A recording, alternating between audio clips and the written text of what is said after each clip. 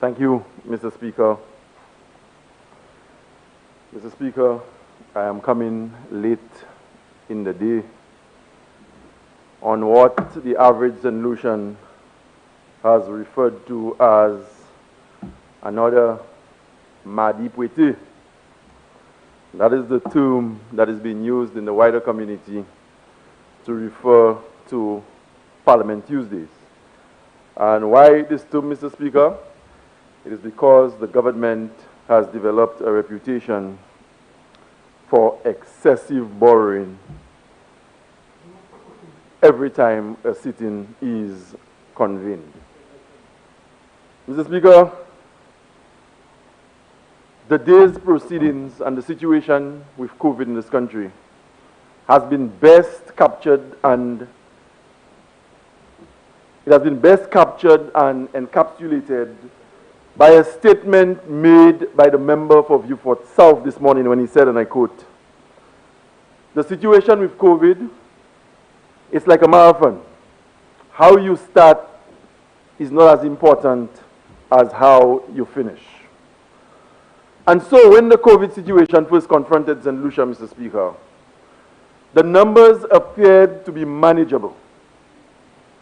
And the government was very premature and even foolish to claim and declare victory before they had a proper assessment of the situation that had confronted our country.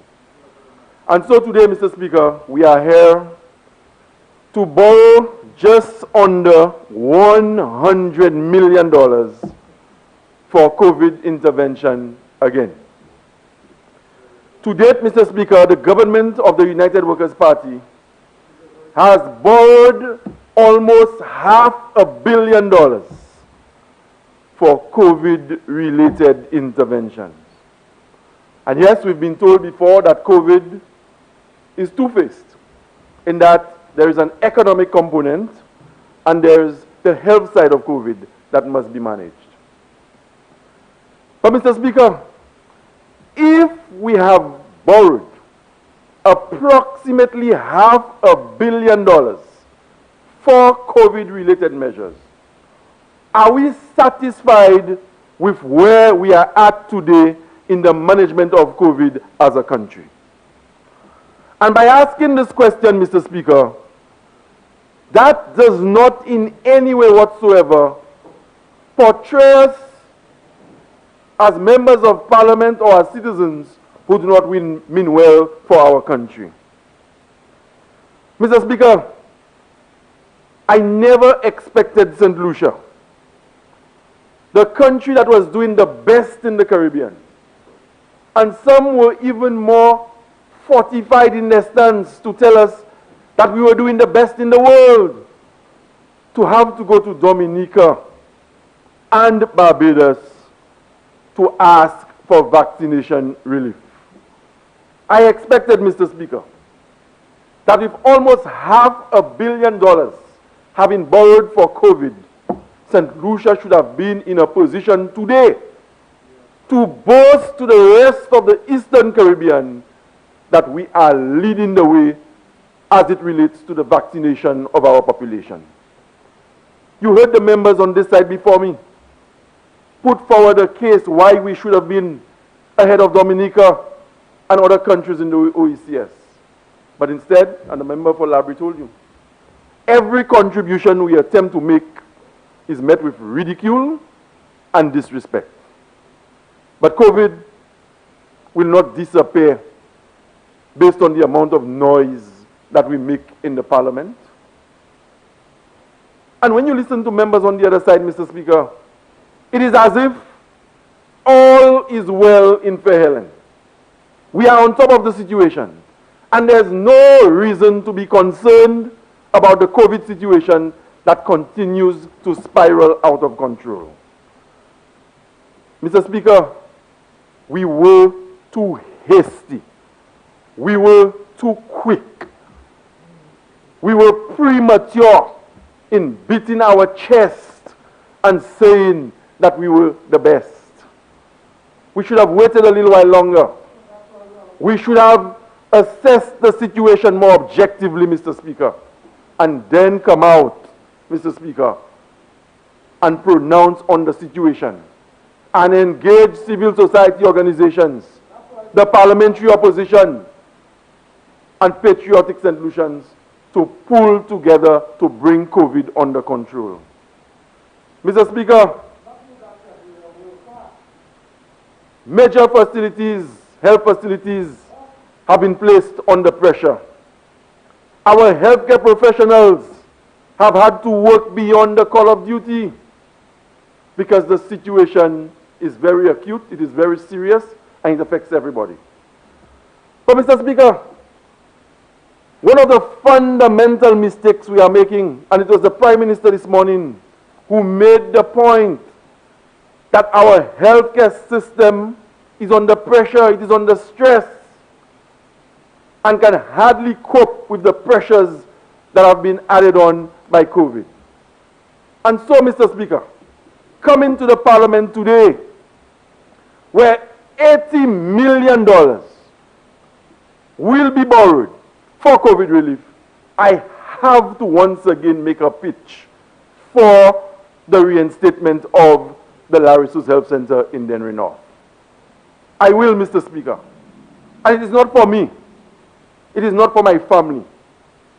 But COVID has displaced a lot of people in my constituency, as it has in all other constituencies. And as we speak today, there isn't a single primary healthcare facility in Dennery North that is functional as we speak.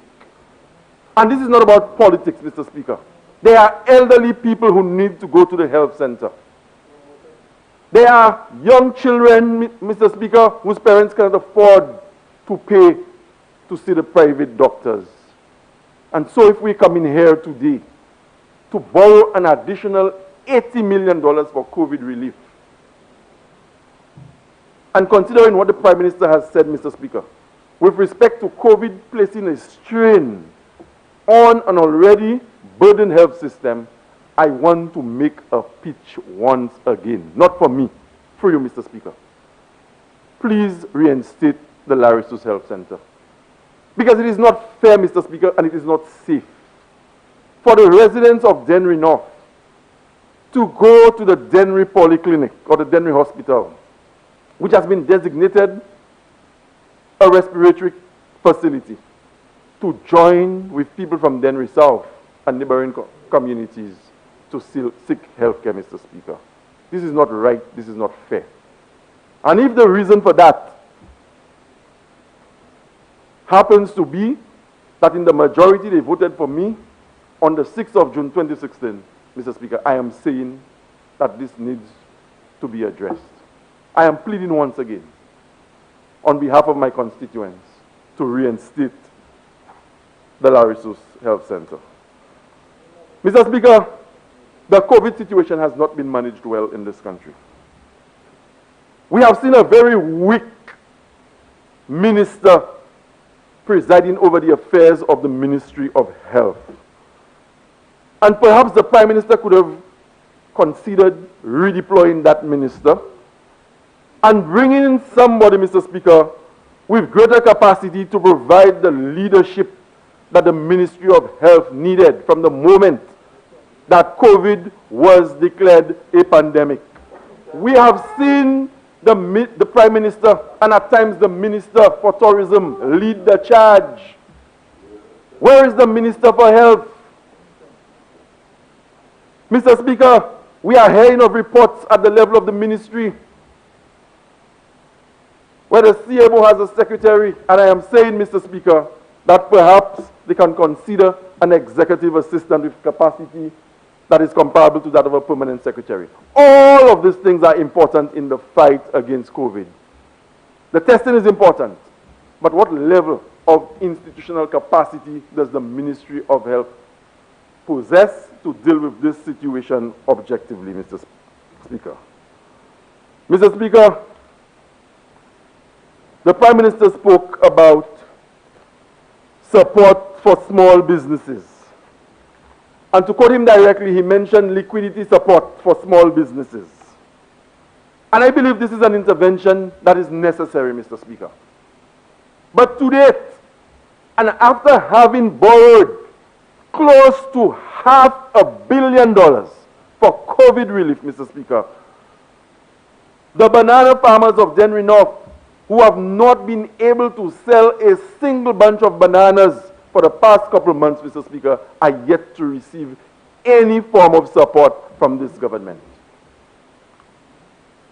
I am hoping, Mr. Speaker, that with these new monies, that the farmers of my constituency, who have had to suffer like farmers in other parts of this country, will finally get some relief under this particular funding scheme.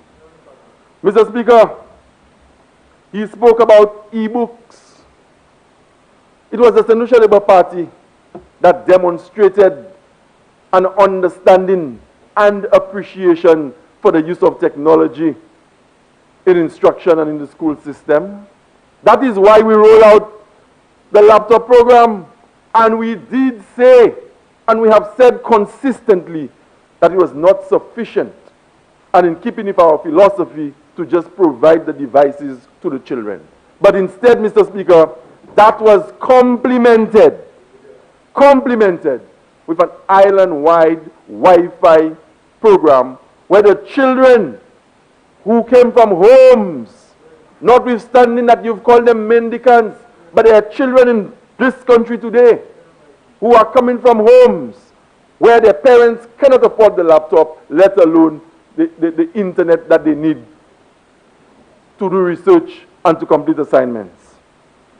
So, Mr. Speaker, I'm hoping that with this new money being borrowed, that the average child from Belmont who will not get a laptop from the government because his or her mother, voted for the Labour Party will not be disenfranchised, Mr. Speaker. Mr. Speaker. Point of order, Mr. Speaker.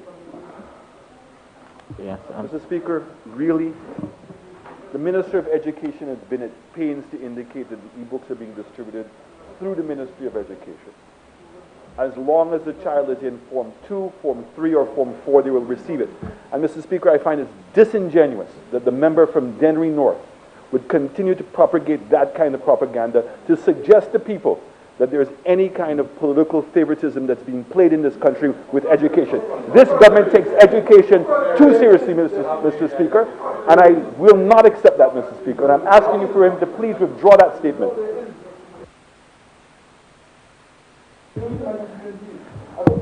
Honorable members, honorable members, Mr. Leader of the Opposition, Leader of the Opposition, Leader of the Opposition, Leader of the Opposition. Mr. Prime Minister, that's fine.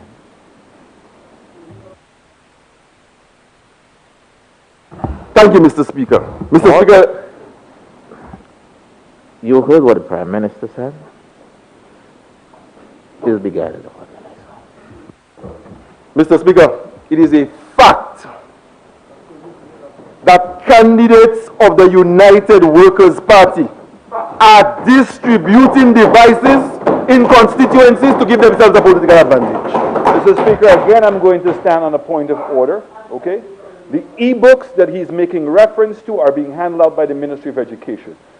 If, in fact, MPs on either side are handing out any other devices other than the e-books, that is their prerogative. But the e-books that are being purchased by the Government of St. Lucia's funds are being distributed by the Ministry of Education through the Chief Education Officer, through the district education officers, the principals and the teachers of Form 2, Form 3, and Form 4.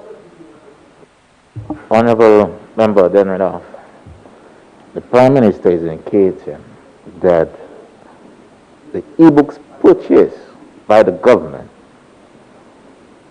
they are not being distributed as you have indicated. I cannot disagree. I do not know where you have your information that candidates are distributing e-books, but he's saying so.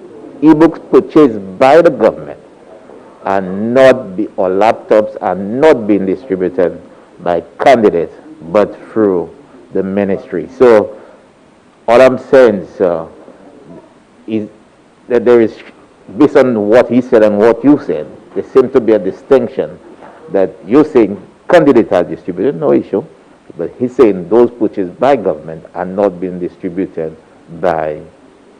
So, Mr. Speaker, this administration has dropped the ball, as we've been told by the Minister for Health. Gouvernement sa la poko fè un bon travail en management COVID en pays cette lycée. Et puis gouvernement Javini, depuis le COVID, prêté plus que 500 millions de dollars pour try to abattre la situation COVID en l'hôpital pour les gens qui perdent travail ici pour et puis bagaille comme ça. Et nous avons, Mr. Speaker, comme même gouvernement ça là, qui a pour quantité d'argent, pas même en dans situation que ça dit nous, cette liste c'est le premier pays qui a une lead caribéenne les venir pour bailler citoyens vaccine. Ou ka dit moi Dominique, un petit pays comme Dominique qui t'a été affecté par deux gros hurricanes en ce temps qui juste passé, ni pour bailler cette liste vaccine. Mr. Speaker, we have not managed the situation as well as we could have. And they have politicized the management of COVID as they have done with most things in this country.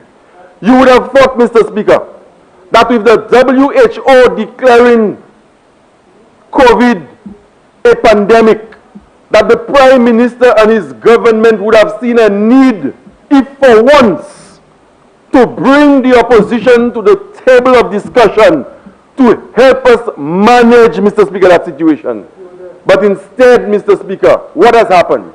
We have a command center that meets every single week, and notwithstanding all the pleas and the requests that we've made, the leader of the opposition, up to a day like today, cannot have a representative on the command center. How do you expect us? It doesn't matter how much money we borrow. We can come here and borrow every Tuesday.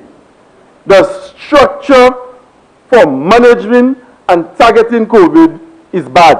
The government alone does not have the capacity. You will not be able to do it alone. You need the help of the opposition. You need the help of civil society organizations in order for us to get to the bottom of this problem. And we've heard, Mr. Speaker, that nobody is spared. All of us are susceptible, one way or another.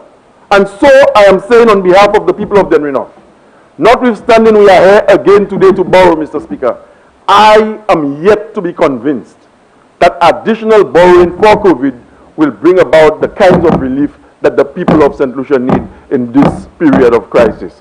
With this, Mr. Speaker, I conclude my short presentation on the motion before the House.